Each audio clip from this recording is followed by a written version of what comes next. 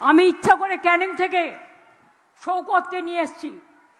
শওকতই আমায় বলেছিল 8টা থানা বানাতে, আমি এখানে 8টা থানা বানিয়ে দিয়েছি কলকাতা পুলিশের আন্ডারে। ওই আমাকে বলছিল, দিদি মেডিকেল কলেজ হাসপাতালটা শুরু হয়নি। আমি বললাম, ওরে যাকে টেন্ডার দেওয়া হয়েছে সে করেনি, এখন ইসলামিয়া হসপিটাল প্রস্তাব পাঠিয়েছে, ওটা আমরা করে দেব। এবং বানতলা থেকে শুরু করে টোটাল ভাঙড় পর্যন্ত শুরু করে, মনে রাখবেন ক্যানিং স্টেডিয়াম থেকে শুরু করে বাদবাকি যা আপনাদের দরকার আমি করে দেবো। কিন্তু কথা দিতে হবে শওকতকে আপনারা ভাঙড়ে জেতাবেন, আর ক্যানিং পূর্বেও আমার প্রার্থী বাহাদুরকে জেতাবেন, এটা আমায় কথা দিতে হবে। আরও 2 লক্ষ ছেলেমেয়ের চাকরি কিন্তু হবে, লেদার হবে, সব প্রস্তুত হচ্ছে। এবং আপনাদের এখানে অনেক ইন্ডাস্ট্রি গড়ে উঠবে, নিশ্চিন্তে থাকুন।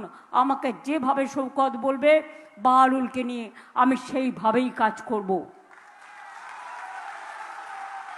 ওকে আমি খুব ভালোবাসি, ওকে খুন করতে চায় ওরা, ওর সিকিউরিটি তুলে নিতে চায় বিজেপিকে বলে।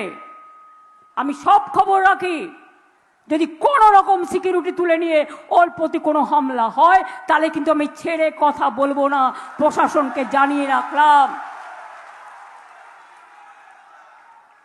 বিজেপির নিজের হিম্মত নেই, আমাকে লড়তে পারে না, ওরা শওকত মোল্লার সাথে ঝগড়া করে মরছে।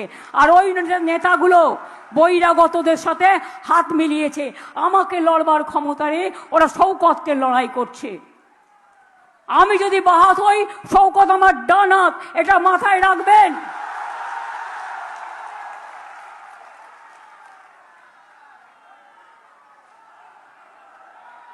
এদের উপর কোনো অত্যাচার আসলে আমি ছাড়বো না।